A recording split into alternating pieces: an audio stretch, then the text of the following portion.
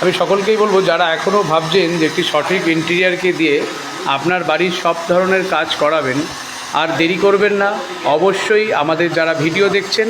তাদের সকলের উদ্দেশ্যেই জানাবো, আমাদের সঙ্গে যোগাযোগ করুন এবং আপনার বাড়িটিকে সুন্দরভাবে সাজানোর জন্য স্পেস হোমের বিকল্প কিন্তু গোটা রাজ্য জুড়ে নেই। আমি এর আগে বর্ধমান, মালদা, কাটোয়া, বীরভূম সমস্ত স্তরেই আমরা মাসে বা সাপ্তাহিকভাবে